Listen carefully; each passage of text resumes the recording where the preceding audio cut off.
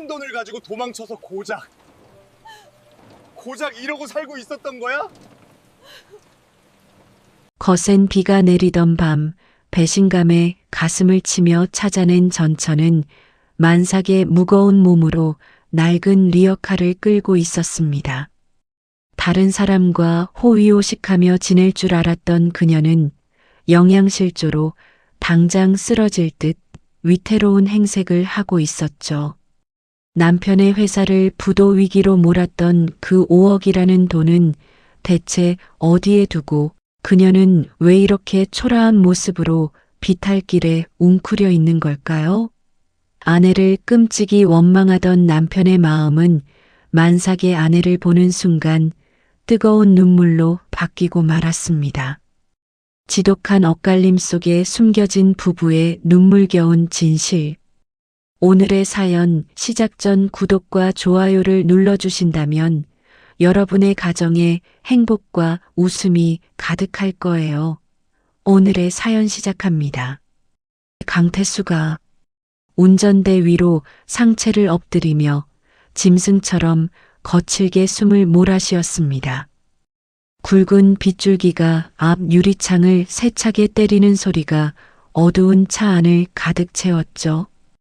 태수의 붉게 충혈된 시선은 가로등조차 희미한 가파른 달동네 골목길을 향해 꼼짝도 하지 않고 고정되어 있었습니다.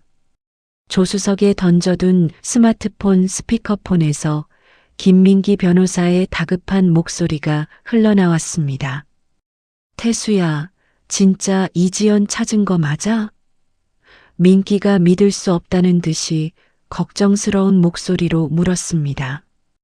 태수가 가죽 핸들을 주먹으로 쾅쾅 내리치며 대답했습니다. 내 눈앞에 있어. 8개월 동안 사람을 풀어서 기어이 찾아냈어.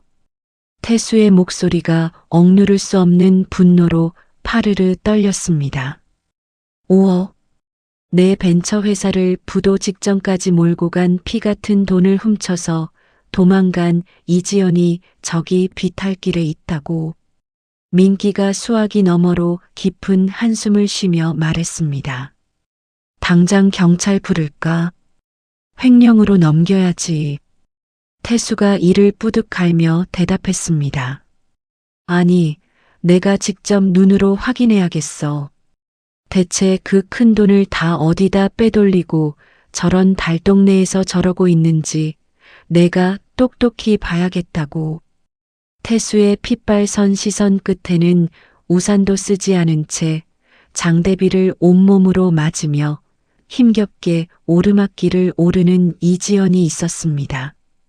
지연의 가느다란 양손에는 비에 젖은 파지가 산더미처럼 쌓인 낡고 녹슨 리어카 손잡이가 위태롭게 들려 있었죠. 우르릉 쾅쾅 번개가 치며 달동네 골목길이 하얗게 밝아지자 차 안에 있던 태수의 두 눈이 찢어질 듯이 커졌습니다.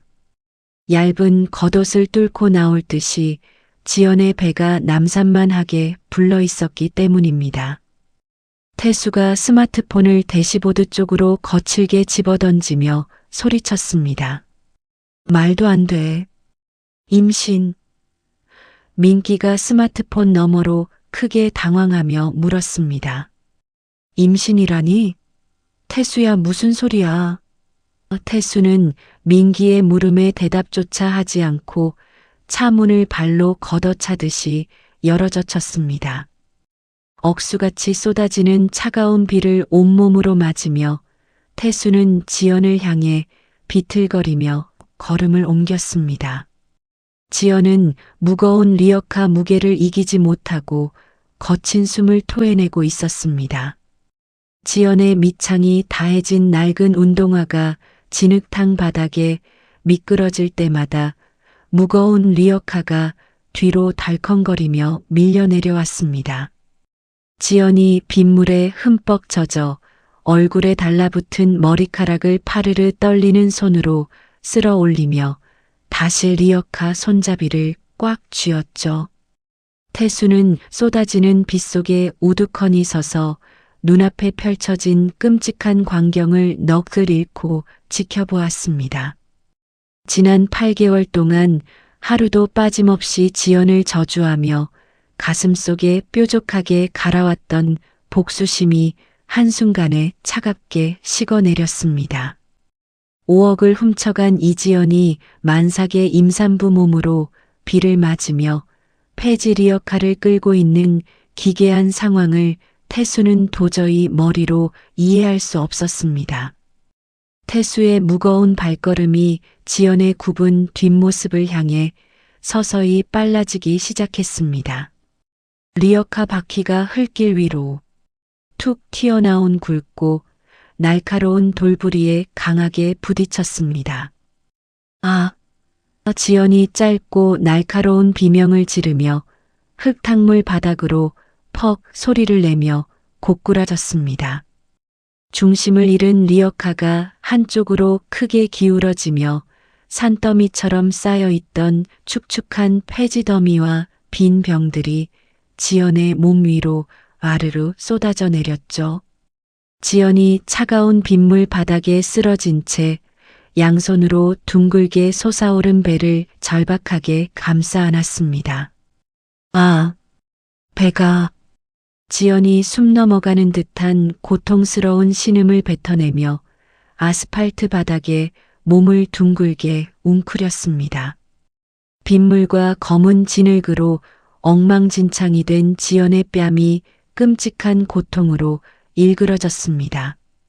멀리서 그 모습을 지켜보던 태수가 이성을 잃고 짐승처럼 달려가 지연의 앞을 가로막고 진흙탕 위에 무릎을 꿇었습니다.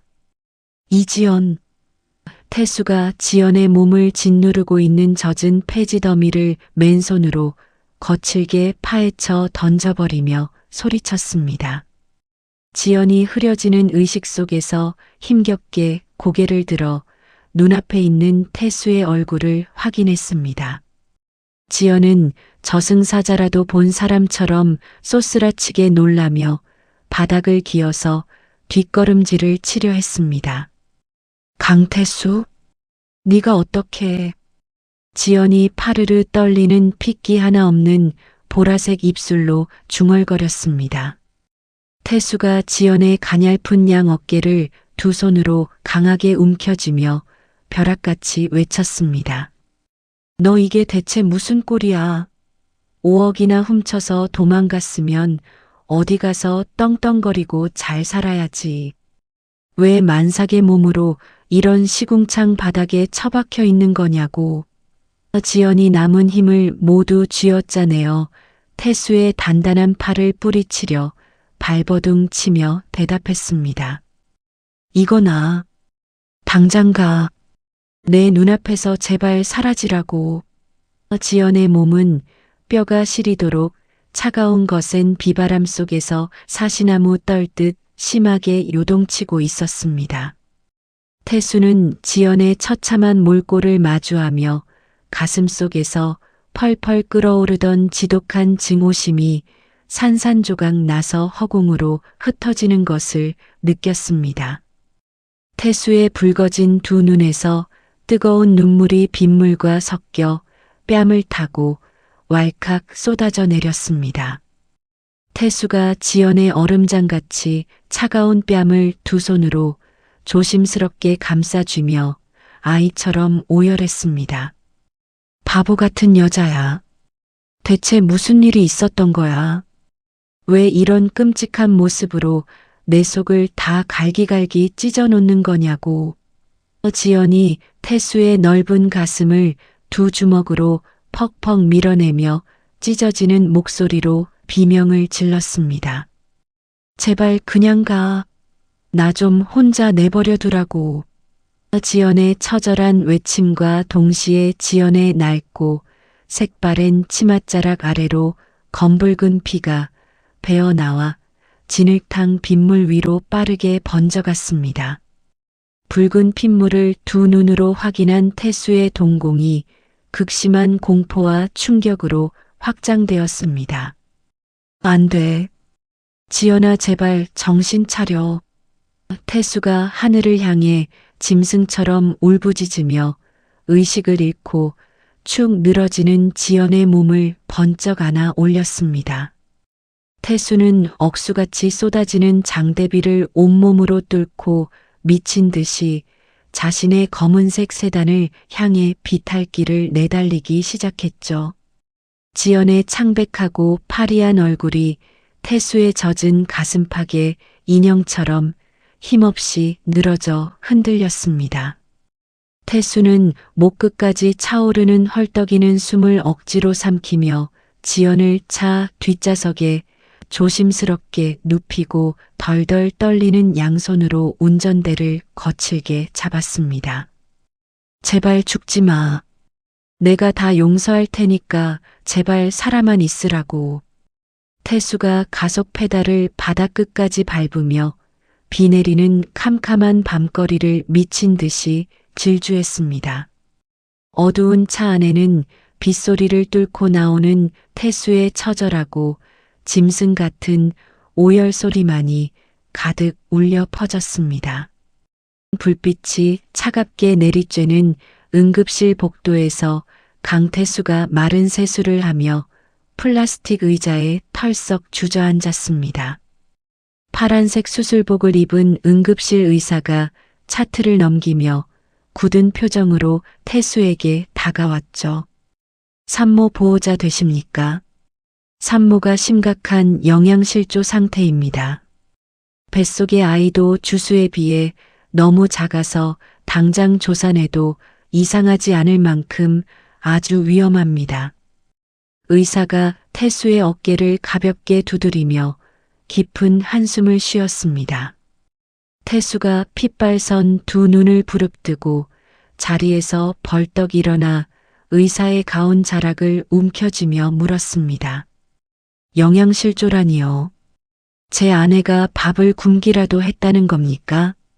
당장 최고급 영양제든 뭐든 다 투여해서 살려내세요.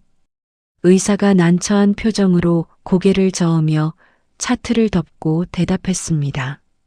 일단 급한 처치는 끝냈습니다만 절대 안정이 필요하니 산모가 깨어나면 절대로 자극하지 마십시오. 의사가 복도 끝으로 멀어지자 태수는 납덩이처럼 무거운 발걸음을 이끌고 지연이 누워있는 커튼 안쪽으로 조심스럽게 들어갔습니다. 좁은 병상 위에는 핏기가 하나도 없는 창백한 얼굴의 이지연이 산소호흡기를 단 채 미동도 없이 누워 있었죠. 태수의 붉어진 시선이 병상 아래 구석에 놓인 투명한 비닐봉지로 향했습니다. 간호사가 벗겨둔 지연의 옷가지와 신발이 들어있는 봉투였습니다.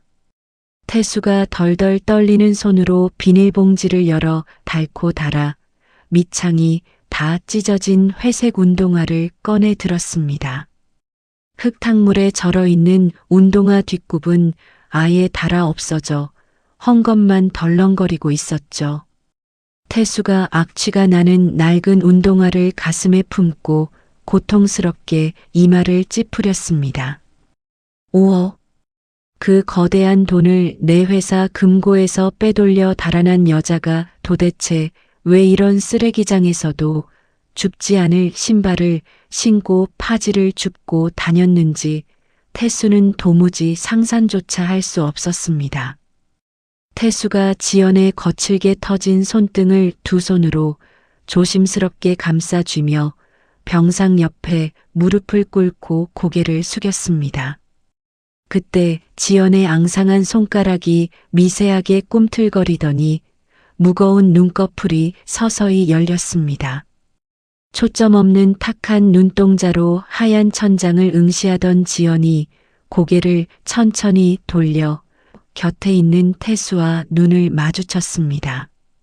지연의 두 눈동자가 공포와 경악으로 거대하게 확장되었습니다. 지연이 얼굴에 씌워진 산소호흡기를 거칠게 뜯어내며 날카로운 비명을 질렀습니다. 저리 가. 내 눈앞에서 당장 꺼져. 지연이 링거 바늘이 깊게 꽂혀 있는 자신의 얇은 손등을 반대편 손으로 무자비하게 잡아채 뽑아버렸습니다. 투명한 수액줄을 타고 붉은 피가 역류하며 하얀 환자복 위로 후두둑 떨어졌습니다. 태수가 놀라 자리에서 용수철처럼 튀어오르며 지연의 피나는 양손을 강하게 결박했습니다. 이지연 제정신이야. 당장 가만히 있어. 지연이 덫에 걸린 짐승처럼 울부짖으며 태수의 가슴팍을 머리로 마구 들이받았습니다. 내버려둬. 나 좀 그냥 여기서 혼자 죽게 내버려두라고. 지연이 침대 밑으로 맨발을 내디디며 비틀거리며 도망치려 발버둥 쳤습니다. 태수가 병실 바닥으로 무너져 내리는 지연의 허리를 온몸으로 끌어안으며 바닥을 함께 뒹굴었습니다. 차가운 응급실 바닥에서 두 사람의 거친 숨소리와 처절한 몸부림이 위태롭게 뒤엉키며 환자복이 피로 붉게 물들어갔습니다. 태수가 지연의 두 팔을 강하게 움켜쥐고 병상 위로 억지로 밀어 눕혔습니다. 지연이 숨을 헐떡이며 딱딱한 베개에 머리를 쳐박고 짐승처럼 흐느꼈습니다. 태수가 뒤로 돌아 응급실 개인 병동의 미닫이 문을 거칠게 닫고 은색 잠금 장치를 걸어 잠갔죠. 덜컥거리는 차가운 쇳소리가 좁은 병실 안에 서늘하게 울려 퍼졌습니다. 태수가 침대 모서리에 두 손을 짚고 지연의 젖은 얼굴 위로 상체를 바짝 숙이며 소리쳤습니다. 내 눈 똑바로 보고 당장 말해. 내 피 같은 5억 다 어디로 빼돌렸어. 그리고 내 뱃속에 든 그 아이는 대체 누구 애냐고. 지연이 두 눈을 질끈 감고 고개를 세차게 가로저으며 대답했습니다. 네가 알 거 없어. 제발 나를 모르는 사람 취급하고 여기서 버려줘. 지연의 파르르 떨리는 쉰 목소리에는 지독한 절망과 체념이 짙게 배어 있었습니다. 태수가 링거 거치대를 발로 거칠게 걷어차며 포효했습니다. 무거운 쇳덩이가 바닥에 나뒹굴며 요란한 소리를 냈습니다. 모른 척하라고. 네가 내 회사를 산산조각 내놓고 야반도주한 그 8개월 동안 내가 어떻게 살았는지 네가 알아. 매일 밤 피를 토하는 심정으로 명동 사채업자들한테 무릎 꿇고 빌면서 빚더미에 앉은 회사를 겨우 살려냈다고. 태수의 이마와 목에 굵은 핏대가 터질 듯이 솟아올랐습니다. 지연이 얇은 이불을 두 손으로 꽉 움켜쥔 채 소리 없이 뜨거운 눈물만 뚝뚝 흘렸습니다. 차라리 그 돈 펑펑 쓰면서 다른 놈이랑 호의호식하고 살지 그랬어. 그럼 내가 널 찢어 죽여버릴 명분이라도 명확하게 있지. 만삭의 몸으로 비오는 달동네에서 파지 주우면서 영양실조로 쓰러져. 나보고 대체 여기서 어떻게 하라는 거냐고. 태수가 자신의 젖은 머리칼을 양손으로 쥐어뜯으며 괴로운 듯이 차가운 타일 바닥에 주저앉았습니다. 지연이 둥글게 솟아오른 배를 끌어안고 몸을 웅크린 채 태수를 등지고 하얀 벽을 향해 돌아누웠습니다. 그냥 길고양이 보듯 지나쳐가지 그랬어. 나 같은 쓰레기 같은 년은 길바닥에서 썩어 문드러지든 객사하든 상관 말고 내 갈 길이나 똑바로 가라고. 지연이 이불에 얼굴을 깊게 파묻고 짐승처럼 억눌린 통곡을 토해냈습니다.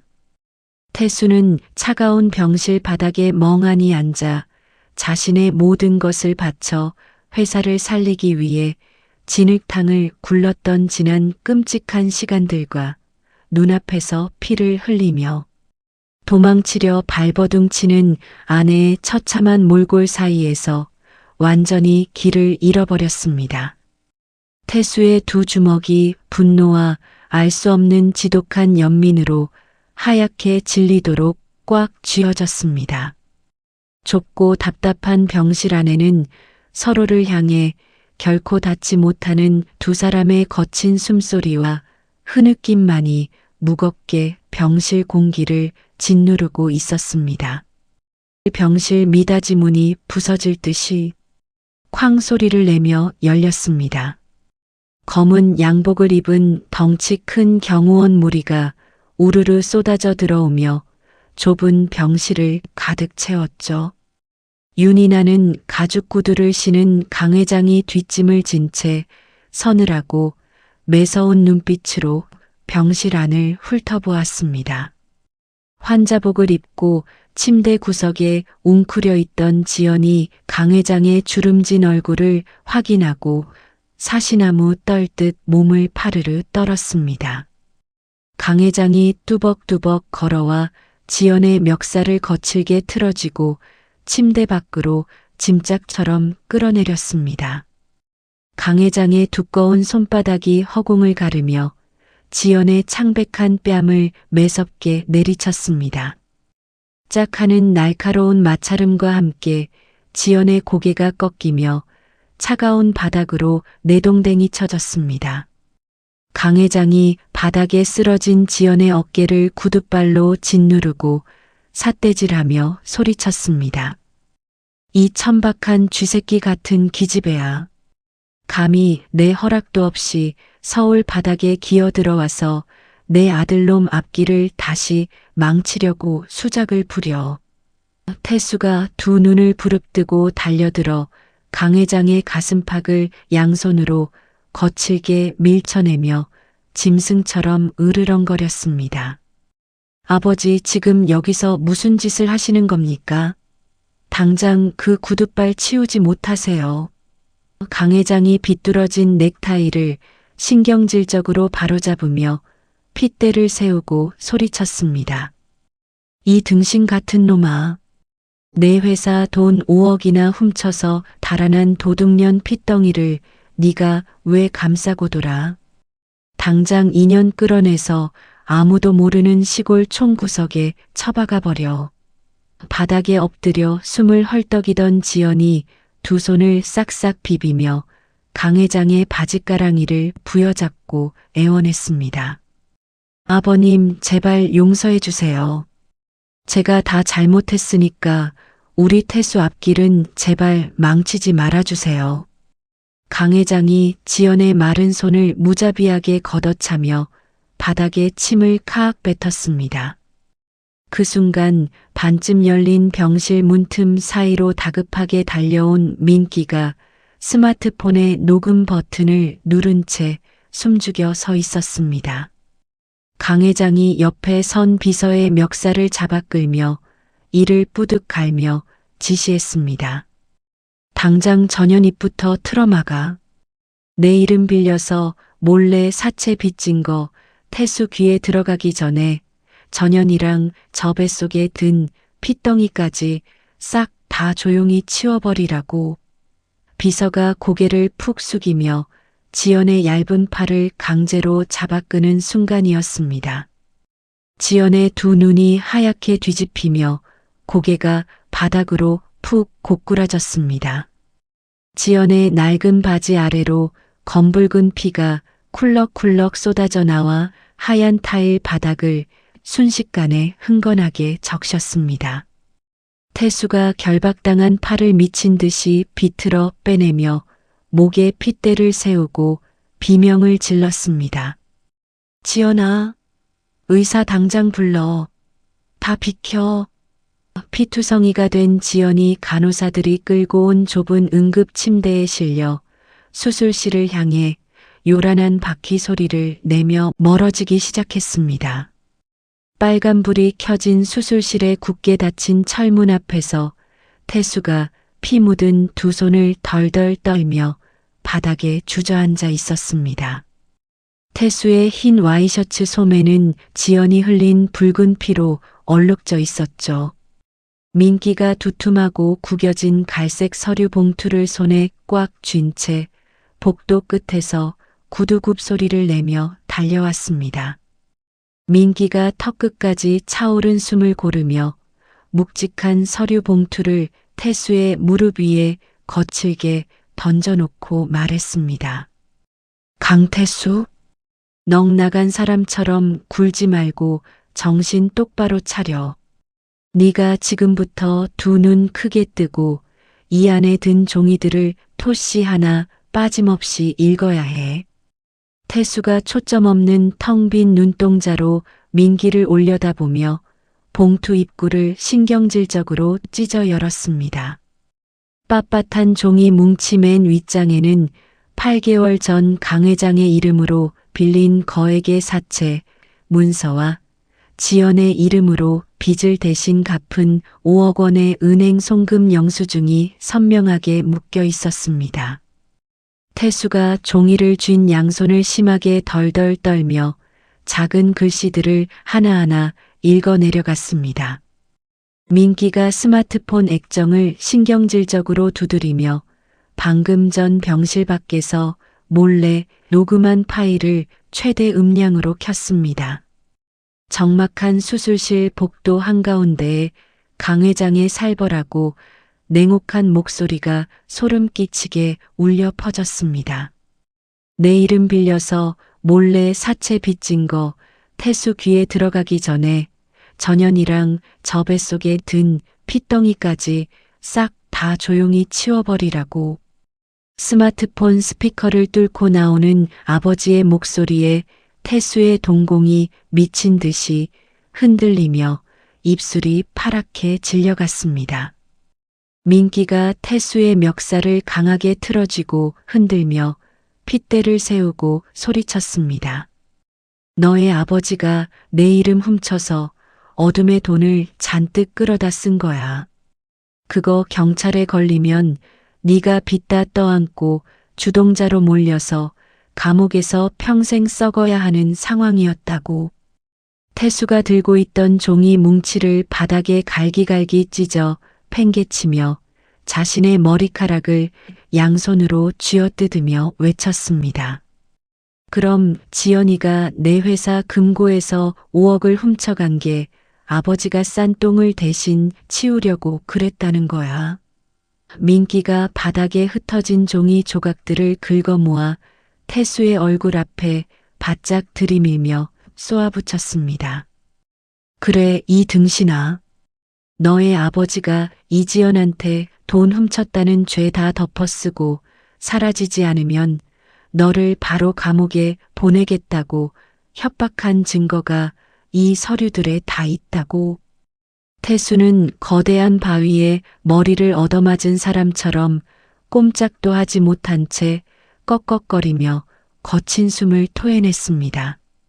지연이 돈에 눈이 멀어 5억을 훔쳐 달아난 파렴치한 배신자가 아니라 남편을 살리기 위해 시아버지의 지독한 협박을 홀로 감당하며 스스로 진흙탕으로 걸어 들어갔다는 끔찍한 진실이 태수의 심장을 날카롭게 도려냈습니다. 영양실조에 걸린 만삭의 배를 부여잡고 비오는 흙바닥에서 무거운 파지리어 칼을 끌다 쓰러진 지연의 몰골이 태수의 머릿속을 하얗게 채웠죠. 태수가 양손으로 차가운 복도 바닥을 피가 맺히도록 쾅쾅 내리치며 짐승처럼 울부짖었습니다. 아버지가 어떻게 자기 친자식한테 이럴 수가 있어. 이지연 미련한 멍청아, 왜 나한테 끝까지 말을 안 했어. 태수의 붉어진 눈과 코에서 뜨거운 눈물이 폭포수처럼 쏟아져 내리며 턱 밑으로 흘러떨어졌습니다. 굳게 닫힌 수술실의 차가운 철문 너머로 날카로운 기계음 소리가 들려오자 태수가 수술실 문에 이마를 쾅 박고 엉엉 소리 내어 처절하게 통곡하기 시작했습니다. 차가운 수술실 철문 앞에서 강태수가 피투성이가 된 두 손으로 바닥을 쾅쾅 내리쳤습니다. 태수의 찢어질 듯한 통곡 소리가 적막한 복도를 무겁게 채웠죠. 김민기가 태수의 어깨를 꽉 쥐며 차가운 타일 바닥에 함께 주저앉았습니다. 강태수, 이제 자책은 그만해. 당장 내 아버지를 끌어내릴 방법부터 찾아야지. 민기가 태수의 귓가에 대고 단호한 목소리로 외쳤습니다. 태수가 붉게 충혈된 두 눈을 부릅뜨고 민기의 양복 멱살을 틀어주며 대답했습니다. 그래. 우리 아버지가 지연이를 이 지경으로 만들었어. 내가 내 손으로 아버지를 직접 부숴버릴 거야. 태수가 입술을 피가 나도록 꽉 깨물며 주먹을 부르르 떨었습니다. 그때 수술실 위쪽에 빨간 불빛이 툭 꺼지며 무거운 철문이 천천히 열렸습니다. 땀에 흠뻑 젖은 의사가 녹색 수술복 차림으로 지친 기색을 보이며 걸어 나왔습니다. 태수가 자리에서 벌떡 일어나 의사의 양팔을 거칠게 붙잡고 소리쳤습니다. 선생님, 우리 지연이와 아이는 어떻게 되었습니까? 제발 무사하다고 말해주세요. 태수가 숨을 헐떡이며 절박하게 묻자 의사가 이마에 맺힌 땀을 손등으로 닦아내며 무거운 입을 열었습니다. 산모와 아이 모두 큰 고비는 넘겼습니다. 산모는 수혈을 마치고 중환자실로 옮겼고 아이는 미숙아라서 당장 인큐베이터에 넣었습니다. 의사의 대답을 들은 태수가 다리에 힘이 풀려 그 자리에 털썩 주저앉으며 깊은 안도의 한숨을 내쉬었습니다. 의사가 다시 복도 끝으로 걸어가자 태수가 바닥을 짚고 일어나 신생아실로 향했습니다. 넓은 유리창 너머로 갓난아이가 투명한 유리 상자 안에서 가느다란 줄들을 몸에 주렁주렁 매달고 힘겹게 숨을 쉬고 있었죠. 태수가 차가운 유리창에 두 손을 대고 아이를 향해 눈물을 뚝뚝 흘렸습니다. 아가야, 아빠가 너무 늦게 와서 미안해. 아빠가 멍청해서 너와 엄마를 이렇게 춥고 아프게 만들었어. 태수가 콧물을 훌쩍이며 유리창을 손바닥으로 연신 쓸어내렸습니다. 민기가 태수의 등 뒤로 다가와 구겨진 서류 봉투를 건네며 달랬습니다. 태수야, 이제 중환자실로 가보자. 이지연이 깨어나서 널 기다리고 있을지도 몰라.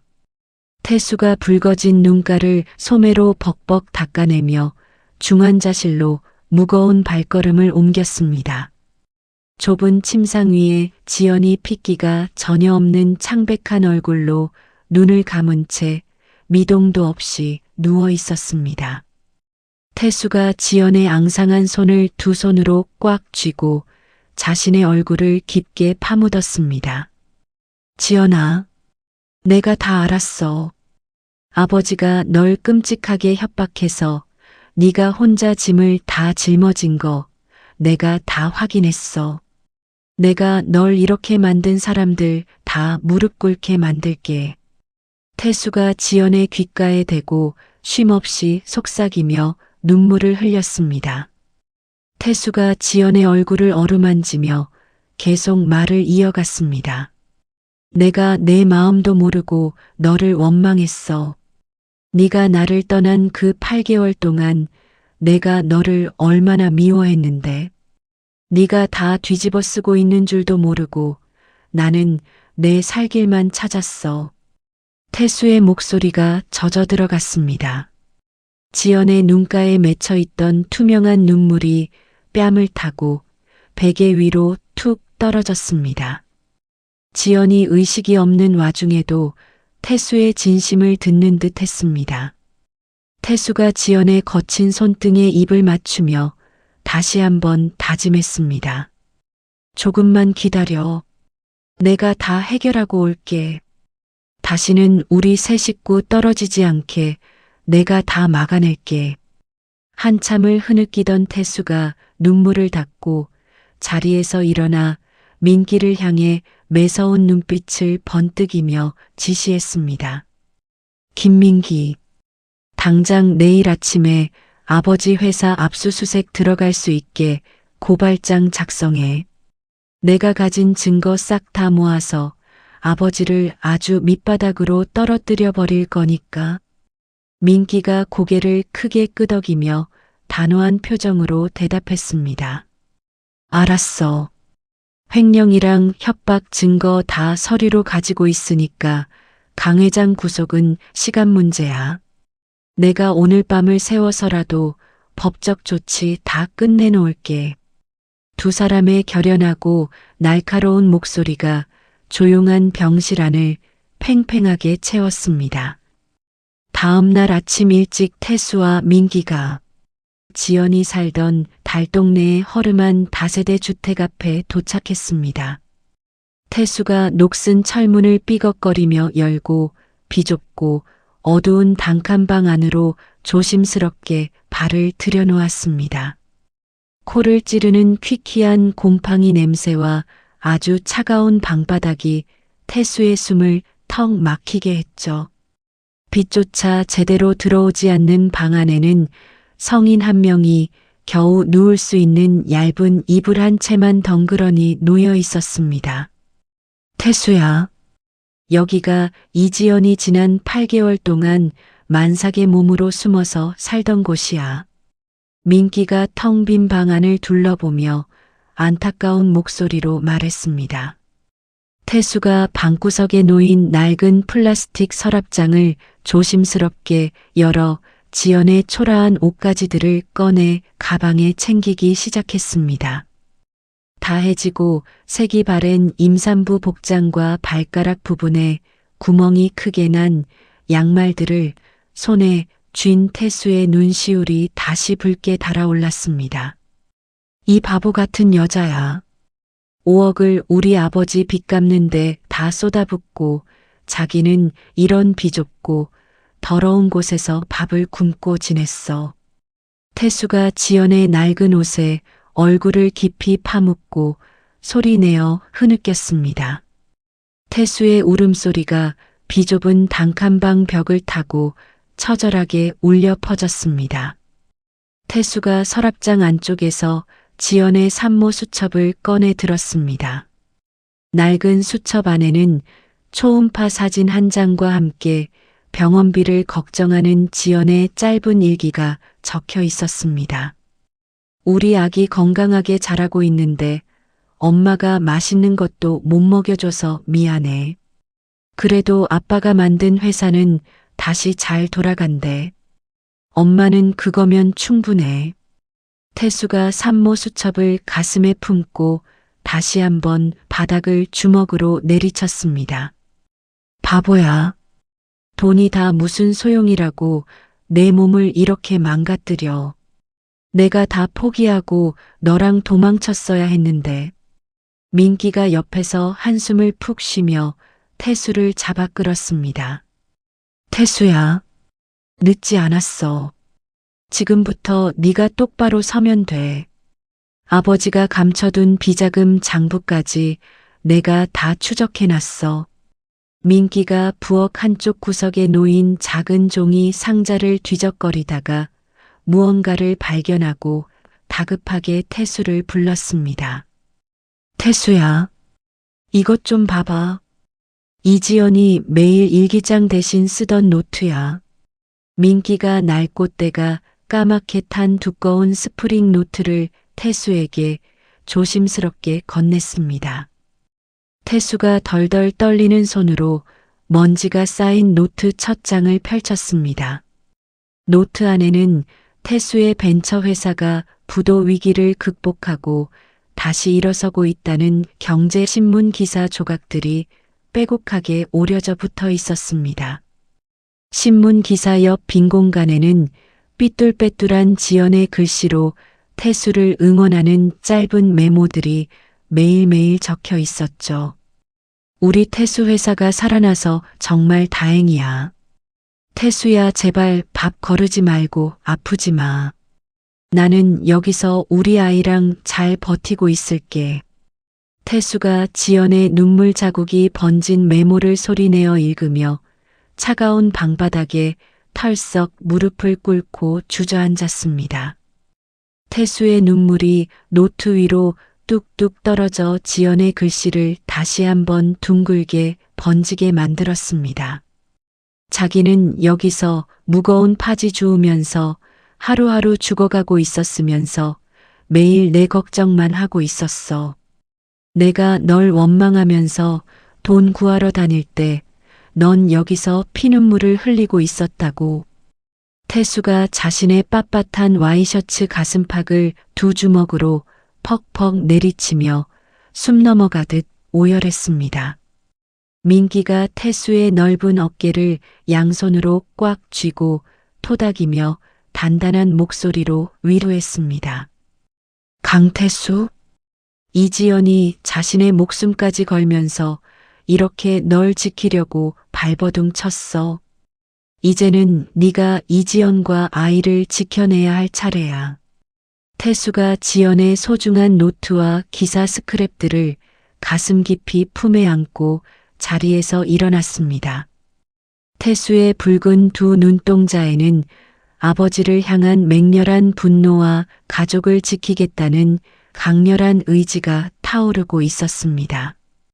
김민기, 지금 당장 가자. 아버지가 이지연한테 저지른 짓 전부 다 낱낱이 밝혀내서 차가운 감방 바닥에 쳐넣어 버릴 거야. 태수가 지연의 낡은 단칸방 문을 발로 걷어차고 나서며 복수심에 불타올라 소리쳤습니다. 민기가 태수의 뒤를 바짝 따르며 힘차게 고개를 끄덕이고 대답했습니다. 그래, 가자. 우리가 가진 증거는 차고 넘쳐. 강 회장이 돈으로 빠져나갈 구멍은 이제 세상 어디에도 없어. 태수와 민기가 가파른 달동네의 좁은 계단을 거칠게 뛰어내려가며 아버지와의 잔혹한 전면전을 향해 무겁고 빠른 발걸음을 내디뎠습니다. 번쩍이는 경광등을 단 수십 대의 검찰 호송 차량이 강 회장의 본사 건물 앞을 빈틈없이 에워쌌습니다. 파란색 플라스틱 압수수색 상자를 들고 뛰어가는 수사관들의 구두 발소리가 거대한 대리석 로비 바닥을 요란하게 울렸죠. 잠시 후 전용 엘리베이터 문이 거칠게 열리고 수사관들이 강 회장을 양팔로 강하게 붙잡아 로비 밖으로 끌고 나왔습니다. 넥타이를 반쯤 풀어 헤친 강 회장이 거친 숨을 내쉬며 수사관들의 소나기에서 벗어나려 발버둥을 쳤습니다. 태수와 민기가 로비 한가운데에 단단한 바위처럼 버티고 서서 그 처참한 광경을 차갑게 지켜보고 있었습니다. 이거 당장 놔. 내가 이 나라 경제를 쥐고 흔드는 사람인데 감히 내 몸에 수갑을 채워. 강 회장이 핏대를 세우며 수사관들의 어깨를 거칠게 밀쳐내려 짐승처럼 몸부림쳤습니다. 은색 수갑을 찬 강 회장의 두 손목이 수치심과 분노로 파르르 떨리고 있었습니다. 태수가 주머니에 두 손을 깊게 찔러 넣은 채 강 회장의 코앞으로 뚜벅뚜벅 걸어갔습니다. 아버지. 아버지가 지연이에게 뒤집어 씌웠던 그 추악한 횡령장부, 그리고 병실에서 내 아내와 아이를 죽여버리겠다고 지시했던 그 끔찍한 녹음 파일까지 전부 제가 직접 검찰에 넘겼습니다. 태수가 이를 뿌듯 갈며 얼음장같이 차가운 목소리로 내뱉었습니다. 강 회장이 태수의 얼굴을 향해 더러운 침을 카악 뱉으려고 고개를 앞으로 쑥 내밀며 악을 썼습니다. 이 천하의 불효막심한 놈, 내깟 놈이 애비 등에 칼을 꽂고 무사히 살아남을 줄 알아. 내가 너부터 짓밟아 주마. 민기가 태수의 앞을 빠르게 가로막으며 강 회장의 삿대질을 손등으로 강하게 쳐냈습니다. 강 회장님, 입 조심하시죠. 회사 돈 횡령의 대규모 차명 계좌, 거기다 임산부를 상대로 한 살인 교사 미수까지 겹쳐서 이제 평생 캄캄한 감방 바닥에서 햇빛도 못 보고 썩으실 겁니다. 민기가 매서운 눈빛으로 강 회장의 눈을 똑바로 쏘아붙였습니다. 강 회장의 얼굴이 시뻘겋게 달아오르다 모태 보라색으로 변하며 헐떡였습니다. 그 천박하고 거지 같은 며느리년이 내 아들을 홀려서 이 사단을 만들었어. 내가 이 수가 풀고 나가는 날엔 그년부터 갈기갈기 찢어서 개먹이로 던져버릴 테다. 검찰 수사관들이 강 회장의 양팔을 뒤로 꺾어 강하게 짓누르며 검은색 호송차 쪽으로 짐짝처럼 질질 끌고 갔습니다. 태수가 수사관들에게 억지로 끌려가며 버둥거리는 강 회장의 뒷모습을 향해 목청이 터져라 소리쳤습니다. 당신은 이제 내 아버지가 아닙니다. 내 가족 근처에 단 한 발자국이라도 얼씬거리면 그땐 내가 당신 숨통을 직접 끊어놓겠어. 무거운 호송차 철문을 수사관이 쾅 소리를 내며 닫아버리고 요란한 사이렌 소리가 멀어졌습니다. 꼿꼿하게 서 있던 태수가 다리에 힘이 풀려 대리석 바닥에 털썩 주저앉았습니다. 민기가 태수의 넓은 등을 두 손으로 세게 두드리며 옆에 쪼그려 앉았습니다. 강태수, 이제 진짜 다 끝났어. 널 지옥으로 끌고 들어가려던 그 끔찍한 족쇄를 내 손으로 완벽하게 부숴버린 거야. 태수가 두 손으로 얼굴을 거칠게 마른 세수하며 참았던 뜨거운 숨을 길게 토해냈습니다. 그래, 이제 우리 지연이 데리러 가야지. 우리 세 식구가 마음 편히 발 뻗고 잘 새 집으로 갈 거야. 태수가 붉어진 눈시울을 소매로 닦아내며 자리에서 벌떡 일어났습니다. 따뜻한 봄 햇살이 부드럽게 내리쬐는 교회의 아담한 주택마당에 태수의 검은색 세단이 조용히 멈춰 섰습니다. 태수가 운전석에서 급하게 뛰어내려 조수석 문을 활짝 열어주었죠. 두꺼운 회색 카디건을 어깨에 걸친 지연이 갓 태어난 작은 아기를 하얀 포대기에 꽁꽁 싸서 품에 안은 채 조심스럽게 차에서 발을 내디뎠습니다. 지연이 낯선 잔디 마당과 붉은 벽돌집을 두리번거리며 태수의 소매를 꽉 움켜쥐었습니다. 태수야, 여기가 대체 어디야? 우리가 예전에 살던 강남 아파트는 이쪽이 아니잖아. 지연이 아이를 끌어안은 양팔에 잔뜩 힘을 주며 불안한 목소리로 물었습니다. 태수가 지연의 좁은 어깨를 따뜻하게 감싸 안으며 현관문 쪽으로 부드럽게 이끌었습니다. 그 집은 내가 다 팔아서 처분했어. 아버지의 더러운 흔적과 숨막히는 기억이 남은 곳에서는 단 하루도 널 숨쉬게 하고 싶지 않았어. 여기는 아무도 모르는 우리 세 식구만의 집이야. 태수가 현관문 도어락 비밀번호를 누르자 경쾌한 멜로디와 함께 기계가 굳게 닫힌 현관문을 활짝 열어주었습니다. 거실 안으로 들어선 지연의 두 눈동자가 크게 흔들리며 투명한 눈물이 핑 돌았습니다. 햇살이 가득 들어오는 거실 한가운데에는 둥근 원목 식탁이 든든하게 자리를 차지하고 있었습니다. 식탁 위에는 뚝배기가 진한 미역국을 품고 있었고 하얀 쌀밥과 지연이 평소 좋아하던 반찬들을 태수가 한 상 가득 차려놓아 모락모락 김을 내뿜고 있었습니다. 지연이 식탁 앞을 서성이며 덜덜 떨리는 손으로 자신의 입을 꽉 틀어막았습니다. 이거 네가 다 직접 차린 거야. 부도난 회사 일 수습하느라 잠도 못 잤을 텐데 언제 이런 걸 다 준비했어. 지연이 굵은 눈물을 턱 밑으로 뚝뚝 흘리며 어깨를 들썩였습니다. 태수가 지연의 품에 안긴 작은 아이를 조심스럽게 건네받아 거실 한쪽에 미리 사둔 푹신한 아기 침대 위에 눕히고 포대기를 덮어주었습니다. 그러고는 태수가 지연의 발치에 두 무릎을 꿇고 차가운 마룻바닥에 머리를 조아렸습니다. 이지연, 내가 정말 죽을 죄를 지었어. 나를 살리려고 네가 비오는 달동네에서 밑창 다 찢어진 운동화를 신고 무거운 리어카를 끄는 줄도 모르고 나는 널 매일 원망했어. 태수가 지연의 얇은 치맛자락을 두 손으로 꽉 움켜쥐며 엉엉 소리 내어 통곡하기 시작했죠. 지연이 서둘러 무릎을 굽혀 바닥에 엎드린 태수의 넓은 등을 힘껏 껴안으며 함께 오열했습니다. 아니야.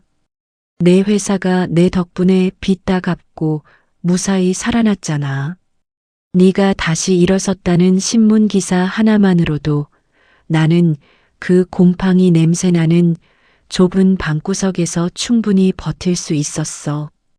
이제 다 끝났으니까 제발 그만 울어.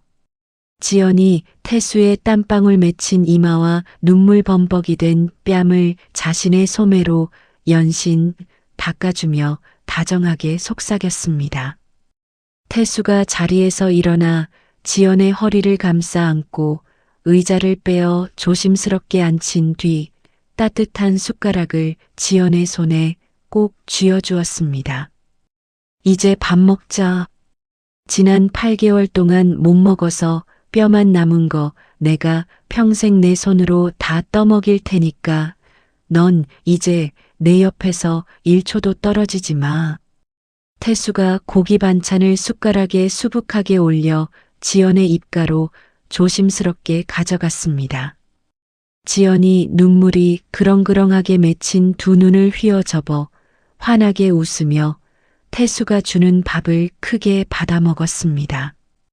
방 한쪽에서 새근새근 곤히 잠든 아기의 작고 규칙적인 숨소리가 부부의 눈물겹고 따뜻한 식탁 위로 평화롭게 내려앉았습니다. 두 사람은 서로의 얽힌 시선을 피하지 않고 마주보며 끝없이 눈물을 흘리면서도 빈 그릇 바닥이 보일 때까지 숟가락을 놓지 않고 밥을 꼭꼭 씹어 삼켰습니다. 평화로운 오후 따뜻한 봄 햇살이 내리쬐는 거실 바닥에서 태수와 지연이 마주 앉아 젖병을 하얀 수건으로 정성스럽게 닦고 있었습니다. 푹신한 아기 침대 안에서 새근거리며 평온하게 잠들어 있던 작은 아이의 숨소리가 갑자기 거칠고 날카로운 쇳소리로 변하며 거실의 고요한 정막을 깼죠. 지연이 놀라 손에 쥐고 있던 젖병을 바닥에 내팽개치고 요람으로 미친 듯이 달려갔습니다. 태수야, 우리 아기가 이상해. 숨을 제대로 안 쉬어. 입술이 새파랗게 변했어. 지연이 사시나무 떨듯 양손을 심하게 떨며 얼굴이 검푸르게 질려가는 아이를 조심스럽게 안아들었습니다. 태수가 젖병을 삶고 있던 펄펄 끓는 냄비를 싱크대에 거칠게 집어던지고 맨발로 달려와 지연의 품에서 아이를 낚아채듯 안았습니다. 당장 차 문 열어. 지연아 빨리 뛰어. 태수가 외투도 챙기지 못한 채 얇은 실내복 차림으로 현관문을 박차고 밖으로 뛰쳐나갔습니다. 태수가 가속 페달을 바닥 끝까지 밟으며 차가운 아스팔트 도로를 짐승처럼 질주했습니다. 자동차 뒷좌석에서 지연이 축 늘어진 아이의 작은 가슴을 양손으로 쓸어내리며 목청이 터져라 오열했습니다. 아가야 제발 눈 좀 떠봐. 엄마가 다 잘못했어. 제발 숨 좀 크게 쉬어봐. 지연의 처절한 비명소리가 좁은 차 안을 찢어질 듯이 채웠습니다. 요란한 사이렌 소리를 내며 구급차와 뒤엉켜 도착한 대형 병원 응급실. 눈이 부시게 하얀 조명 아래 좁은 침대 위에서 작은 아이가 커다란 산소호흡기를 얼굴 전체에 뒤집어 쓴 채 가쁜 숨을 헐떡이고 있었습니다. 파란 수술복을 입은 소아과 의사가 굳은 표정으로 두꺼운 차트를 들고 태수와 지연 앞에 다가왔습니다. 아기 심장에 아주 심각한 문제가 생겼습니다. 태어날 때부터 심장벽이 완전히 닫히지 않아서 온몸으로 피가 제대로 돌지 못하고 역류하는 상태입니다. 당장 가슴을 열고 기형 부위를 꿰매는 수술을 하지 않으면 오늘 밤을 넘기기 아주 힘듭니다. 의사가 무겁고 단호한 목소리로 현재 상황을 설명했습니다. 그 끔찍한 선고를 듣자마자 지연이 다리에 힘이 완전히 풀려 차가운 복도 타일 바닥으로 털썩 무너져 내렸습니다. 태수가 핏발선 두 눈을 부릅뜨고 달려들어 의사의 가운 자락을 양손으로 꽉 움켜쥐었습니다. 당장 수술실 잡으세요. 무슨 수를 써서라도 가슴을 열든 심장을 갈아 끼우든 우리 아이 무조건 살려내란 말입니다. 태수가 이성을 잃고 짐승처럼 으르렁거리며 소리쳤습니다. 의사가 난처한 표정을 지으며 태수의 굳은 손을 조심스럽게 떼어냈습니다. 당장 수술실은 비울 수 있습니다만 갓난아기의 심장을 여는 수술이라 특수 장비와 아주 희귀한 혈액이 대량으로 필요합니다. 절차가 매우 복잡하고 수술 비용도 상상을 초월할 정도로 많이 청구될 겁니다. 보호자분들 마음 아주 단단히 먹으셔야 합니다. 의사가 짧은 한숨을 내쉬고 수술실 복도 쪽으로 황급히 쟁걸음을 옮겼습니다. 태수는 허공에 남겨진 덜덜 떨리는 두 손을 쥐어짜며 의사가 사라진 방향을 넋이 나간 사람처럼 멍하니 바라보았습니다. 원무과 창구 앞에 선 태수가 간호사가 건넨 수술비 중간 정산 견적서를 받아들었습니다. 얇은 종이를 쥔 태수의 굵은 두 손이 눈에 띄게 사시나무처럼 심하게 떨리기 시작했죠. 영수증 종이에 선명하게 찍힌 천문학적인 숫자를 두 눈으로 직접 확인한 태수의 동공이 정처 없이 크게 흔들렸습니다. 지난 8개월 동안 아버지가 남긴 더러운 횡령빚을 막아내고 부도 직전의 회사를 억지로 살려내느라 태수는 자신이 살던 집과 차를 모조리 팔아치웠고 사채 시장의 고금리 이자까지 막아내며 통장 잔고가 완전히 바닥을 드러낸 상태였습니다. 당장 수술실 보증금으로 밀어넣을 현금이 단 한 푼도 없다는 참담하고 잔인한 현실이 태수의 목통을 강하게 조여왔습니다. 태수가 바지 주머니에서 스마트폰을 꺼내 들어 민기 변호사의 번호를 미친 듯이 눌렀습니다. 김민기, 나 지금 당장 현금이 필요해. 회사 돈이든 뭐든 다 끌어와봐. 우리 아이 심장이 멈추게 생겼어. 태수가 복도 구석에 머리를 지니기며 절박하게 매달렸지만 수화기 너머의 민기는 깊은 한숨을 쉬며 대답했습니다.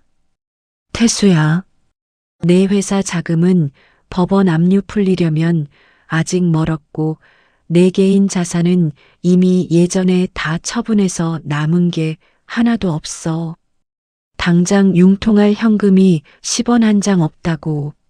민기의 차가운 사실 확인에 태수가 쥐고 있던 스마트폰을 벽에 거칠게 집어 던져 산산조각 내버렸습니다. 태수가 견적서 종이를 소나기에서 꽉 구겨쥐며 지연이 있는 중환자실 앞 복도로 비틀거리며 걸음을 옮겼습니다.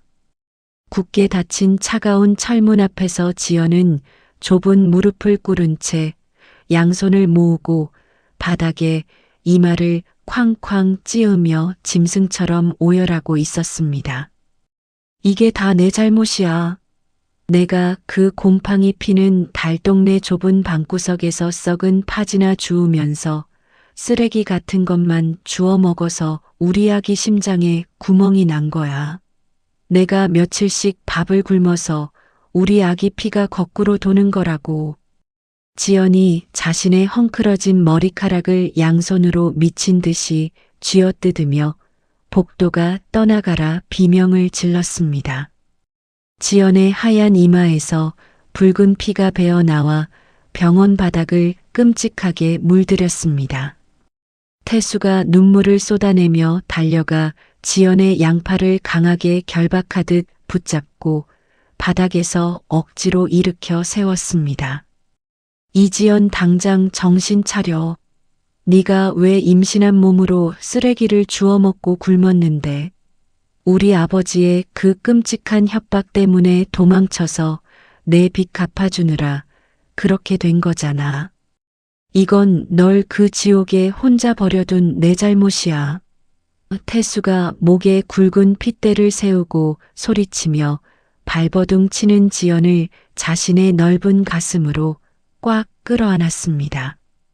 지연이 태수의 가슴팍을 두 주먹으로 퍽퍽 내리치며 숨이 끊어질 듯이 통곡했습니다.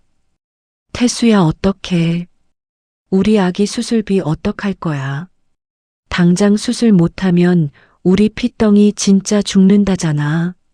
지연의 처절하고 날카로운 외침에 태수가 붉어진 두 눈을 질끈 감고 자신의 이마를 차가운 복도 벽면에 쾅쾅 내리쳤습니다. 내가 무조건 당장 구해올게.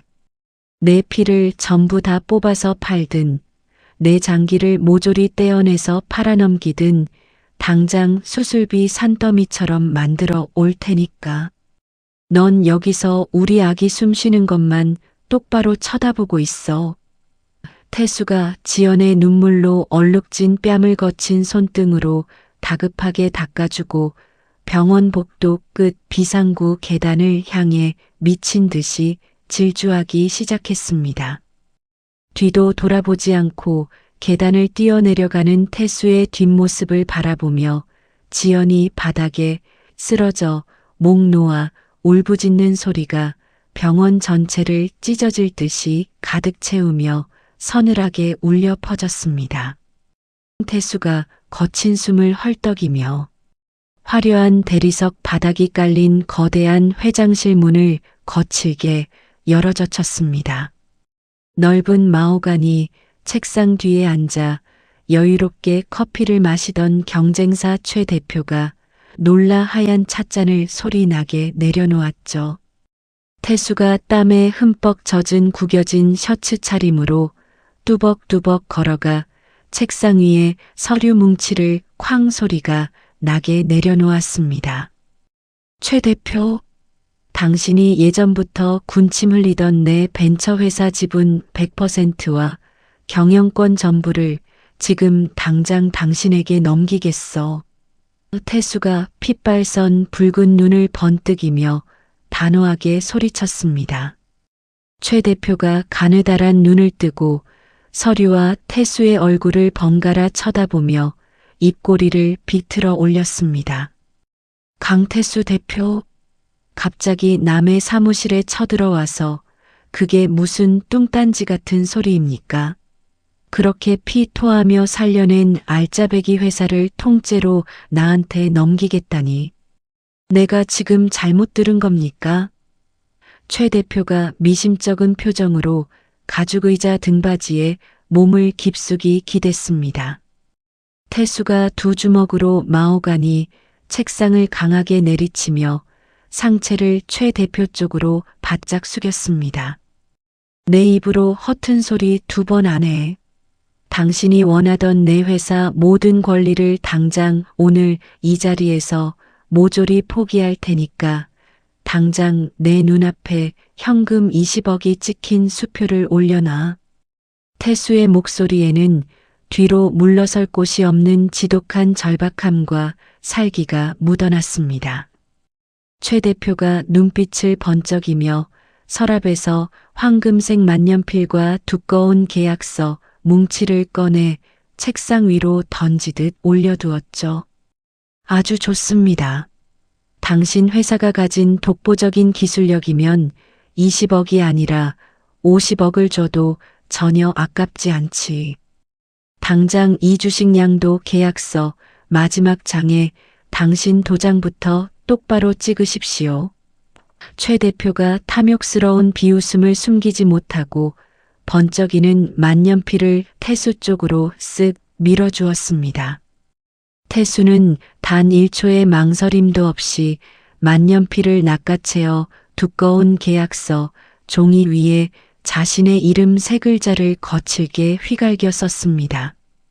지난 8개월 동안 이지연을 오해하며 피눈물을 흘렸고 명동 사채 바닥을 무릎 꿇고 기어다니며 목숨보다 귀하게 지켜냈던 벤처 회사가 단 몇 분 만에 남의 손으로 완전히 넘어가는 순간이었습니다.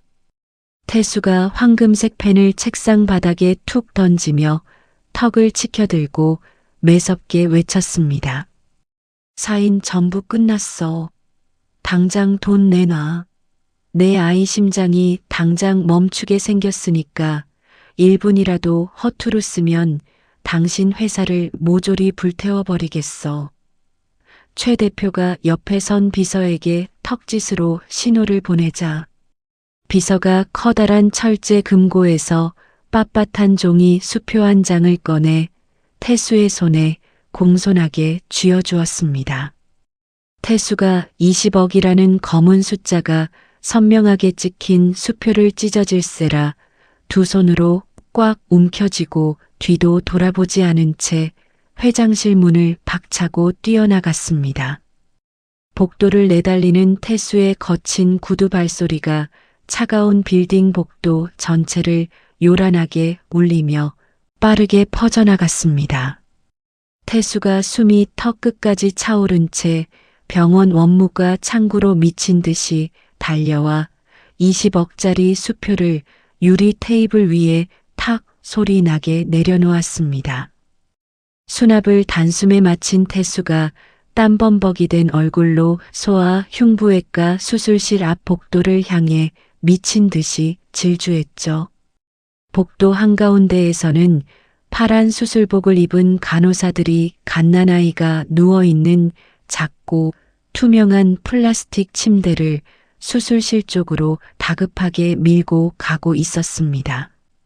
지연이 핏기 없는 하얀 얼굴로 아이의 얇은 손가락을 꽉 쥔 채 침대를 따라 뛰며 목청 놓아 통곡하고 있었죠.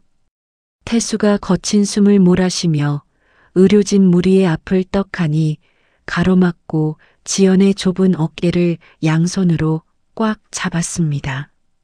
수술비 수납 원무과에서 전부 다 끝냈어. 당장 이 병원에서 제일 좋은 의사 다 불러서 수술 빨리 시작하라고 해. 태수가 목에 굵은 핏대를 세우고 수술실 문을 향해 쩌렁쩌렁하게 외쳤습니다. 지연이 눈물범벅이 된 얼굴로 태수를 올려다보며 파르르 떨리는 목소리로 물었습니다. 태수야, 네가 도대체 무슨 돈이 있어서 그 천문학적인 수술비를 한 번에 다 냈어. 설마 내 목숨이랑 바꾼 그 회사 지분 경쟁사에 다 팔아넘긴 거야. 지연이 태수의 텅 빈 두 눈을 마주하며 입술을 붉은 피가 나도록 꽉 깨물었습니다. 태수가 덜덜 떨리는 지연의 두 손을 자신의 넓고 거친 손바닥으로 겹쳐쥐며 단호하게 대답했습니다. 회사가 지금 대수야.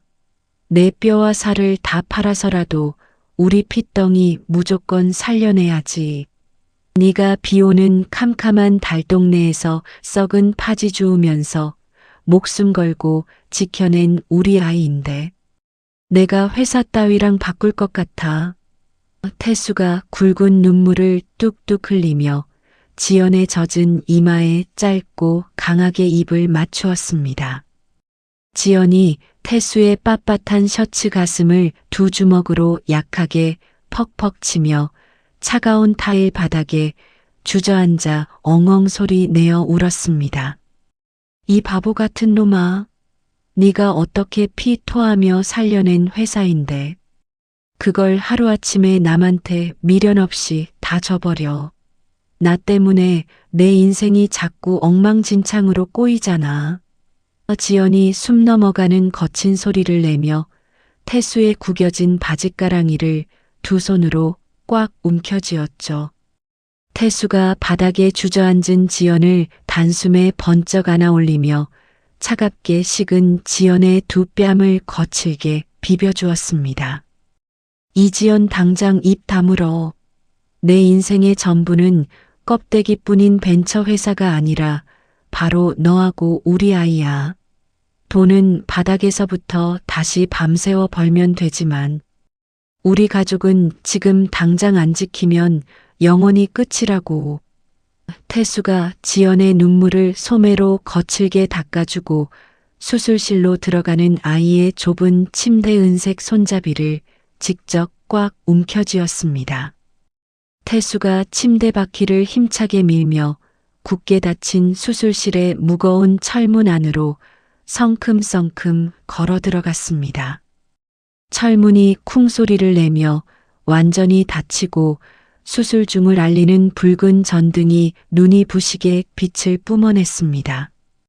텅 빈 복도에 홀로 선 지연이 두 손을 모으고 차가운 바닥에 엎드려 짐승처럼 울부짖으며 끊임없이 기도를 올렸습니다. 뼈가 시리도록 길고 끔찍한 시간이 흐른 뒤 붉은 전등 불빛이 툭 꺼지며 땀에 흠뻑 젖은 의사가 수술실 밖으로 무거운 발걸음을 옮겨 걸어 나왔습니다. 의사가 마스크를 턱 밑으로 훌렁 벗어내리며 태수와 지연을 향해 고개를 크게 끄덕였습니다. 수술 아주 성공적으로 잘 끝났습니다. 막혀있던 심장 구멍을 완벽하게 꿰맸고 아이 심장이 이제 정상적으로 힘차게 뛰고 있습니다. 의사의 입에서 나온 기적 같은 한마디에 태수와 지연이 서로의 몸을 부서질 듯이 꽉 끌어안고 병원 복도가 떠나가라 처절하게 환호성을 질렀습니다. 태수가 지연의 좁은 등을 따뜻하게 어루만지며 폭포수처럼 쏟아지는 눈물 위로 세상을 다 가진 듯 환하게 웃음을 터뜨렸습니다. 요란한 기계톱 소리가 멈추고 작은 목공소 안으로 따뜻한 봄 햇살이 길게 밀려 들어왔습니다. 강태수가 이마에 송글송글 맺힌 땀방울을 거친 작업복 소매로 쓱 닦아내며 거친 사포로 나무 모서리를 정성스럽게 문질렀습니다. 태수의 두꺼운 손마디에는 크고 작은 상처들이 훈장처럼 가득 새겨져 있었죠. 그때 목공소의 낡은 유리문이 딸랑거리는 경쾌한 종소리를 내며 활짝 열렸어요. 하얀 운동화를 신은 이지연이 한 손에는 커다란 간식 바구니를 들고 다른 한 손으로는 새 살배기 아들의 작은 손을 꽉 잡고 안으로 성큼성큼 걸어 들어왔습니다.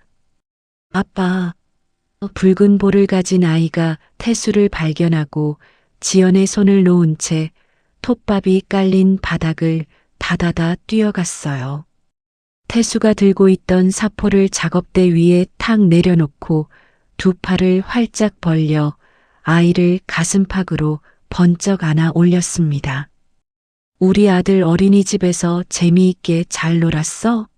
심장 소리가 아주 쿵쾅쿵쾅 튼튼하게 잘 뛰네.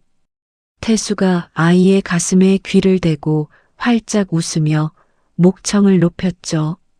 아이의 얇은 여름 티셔츠 목덜미 사이로 과거에 가슴을 열고 수술했던 길고 희미한 흉터가 살짝 보였습니다.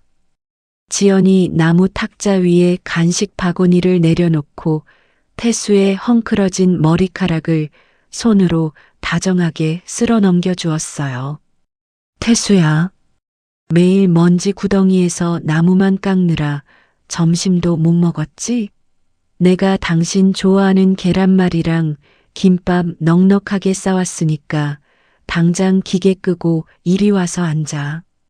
지연이 보온병에서 따뜻한 보리차를 종이컵에 가득 따르며 잔소리를 늘어놓았습니다. 태수가 아이의 볼에 짧게 입을 맞추고 바닥에 내려놓은 뒤 지연의 옆에 바짝 붙어 앉았죠. 당신이 싸주는 김밥이 세상에서 제일 맛있어. 내가 옛날에 그 잘 나가던 벤처회사 대표로 살 때 먹었던 비싼 호텔밥보다 당신이 만든 계란말이가 100배는 더 귀하고 맛있다고. 태수가 김밥을 입이 터져라 밀어 넣으며 너스레를 떨었습니다. 지연이 태수의 입가에 묻은 밥풀을 손가락으로 떼어주며 눈을 곱게 흘겼어요. 당연하지. 당신 그때는 매일 명동 사채 시장 불려다니면서 피 말라 죽어가던 얼굴이었잖아. 나는 당신이 양복 벗어 던지고 여기서 톱밥 뒤집어 쓰고 웃는 지금이 훨씬 더 다행이고 좋아. 지연의 목소리에 깊은 안도감이 배어나왔습니다. 태수가 물티슈로 손을 벅벅 닦은 뒤 지연의 얇은 어깨를 자신의 넓은 팔로 꽉 감싸 안았어요. 나도 그래. 내 목숨보다 소중한 내 마누라랑 내 아들이 눈앞에 이렇게 딱 붙어 있는데 내가 세상에서 제일 돈 많은 부자지. 우리 아이 심장 수술비 마련하려고 회사를 미련 없이 다른 놈한테 넘긴 건 내 인생에서 가장 잘한 짓이야. 태수가 지연의 어깨에 머리를 기대며 아이가 나무 블록을 가지고 노는 모습을 평화롭게 지켜보았죠. 톱밥이 눈처럼 날리는 비좁은 목공소 안에는 과거에 끔찍했던 상처를 완벽하게 지워낸 세 가족의 따뜻한 웃음소리가 끊이지 않고 울려 퍼졌습니다. 목공소 앞 공터에 세워진 낡은 파란색 트럭 짐칸 위로 태수가 튼튼하게 조립된 원목 아기 침대를 번쩍 들어 올렸습니다. 지연이 목공소 안에서 친환경 페인트로 예쁘게 색칠한 자동차 장난감과 나무 블록 상자들을 낑낑거리며 들고 나왔죠. 태수가 짐칸 위에서 손을 뻗어 지연이 건네는 장난감 상자들을 조심스럽게 받아 차곡차곡 쌓아 올렸어요. 지연아, 오늘 만든 이 침대랑 장난감들 전부 다 시내에 있는 보육원 원장님한테 바로 갖다 드리면 되는 거지? 태수가 짐칸에 굵은 밧줄을 팽팽하게 묶으며 큰 소리로 물었습니다. 지연이 이마에 흐르는 땀을 손등으로 닦아내며 트럭 옆에 기대어 섰죠. 달동네 단칸방에서 밥도 못 먹고 파지 주우면서 홀로 아이 키우는 미혼모들한테 가장 먼저 나눠주신대. 내가 8개월 동안 그 춥고 무서운 비탈길에서 죽어갈 뻔해 봐서 그 사람들 마음을 내가 제일 잘 알잖아. 지연의 두 눈에 과거의 아픈 기억이 스쳐 지나가며 투명한 눈물이 핑 돌았어요. 태수가 트럭 짐칸에서 훌쩍 뛰어내려 지연의 앞에 마주 섰습니다. 태수가 굳은 살이 박인 두 손으로 지연의 차가운 양볼을 따뜻하게 감싸주었죠. 네가 만삭의 몸으로 비를 쫄딱 맞으면서 그 무거운 리어카를 끌다 쓰러졌던 나를 생각하면 나는 지금도 억장이 무너지고 피가 거꾸로 솟아. 아버지가 너한테 돈 훔쳤다는 누명을 씌우고 널 벼랑 끝으로 밀어 넣었을 때 내가 옆에 없었다는 게 평생 지워지지 않는 빚이야. 태수가 붉어진 눈시울을 꾹 참으며 지연의 콧등에 짧게 입을 맞추었습니다. 지연이 태수의 넓은 허리를 두 팔로 꽉 껴안으며 태수의 가슴팍에 얼굴을 비볐어요. 아니야, 태수야. 당신이 우리 아기 심장 수술실 앞에서 당신 피땀이 전부 들어간 회사를 미련 없이 버리고 우리 가족을 선택해줬잖아. 당신이 내 손을 다시 꽉 잡아준 덕분에 우리가 이렇게 남들을 돕고 사는 벅찬 기적을 만든 거야. 지연이 태수의 셔츠 깃을 잡고 눈물을 뚝뚝 흘리면서도 세상에서 가장 환한 미소를 지어 보였습니다. 곁에서 아빠가 만든 나무 자동차를 들고 뛰어놀던 아이가 태수와 지연의 다리 사이로 쏙 파고들며 까르르 웃음을 터뜨렸죠. 태수가 눈물을 소매로 쓱 닦아내고 아이를 번쩍 안아 조수석 가운데 자리에 조심스럽게 앉혔어요. 자, 출발하자. 우리 가족이 정성껏 만든 침대 기다리는 아기들한테 빨리 배달하러 가야지. 태수가 운전석에 올라타 시동을 걸자 낡은 트럭의 엔진이 경쾌한 소리를 내며 거칠게 돌아갔습니다. 지연도 짐칸을 한 번 더 꼼꼼하게 확인하고 조수석에 올라타 문을 닫았죠. 파란색 트럭이 따뜻한 봄바람이 가득 부는 넓은 벚꽃길을 향해 천천히 바퀴를 굴리며 앞으로 나아갔습니다. 억수 같은 비바람 속에서 서로를 원망하며 엇갈렸던 부부가 피눈물 나는 서로의 희생과 진심을 깨닫고 다시 따뜻한 품으로 돌아오는 과정을 지켜보며 참 많은 생각이 듭니다. 살다 보면 크고 작은 오해로 마음에 깊은 상처를 남기기도 하지만 결국 그 아픔을 덮고 치유하는 것은 가족을 향한 조건 없는 사랑과 용서가 아닐까 싶습니다. 화려한 모든 것을 내려놓고도 톱밥이 흩날리는 작은 목공소에서 세상 가장 환하게 웃던 이 부부처럼 시청자 여러분의 매일에도 늘 따뜻한 봄 햇살 같은 평안과 행복이 가득하시기를 진심으로 기원합니다. 가족의 진정한 의미를 되새기게 하는 오늘의 사연이 마음에 작은 위로와 뭉클한 감동이 되었기를 바랍니다. 이야기를 끝까지 들어주신 분이 계시다면 잘 들었다고 댓글 하나만 남겨주세요. 감사합니다.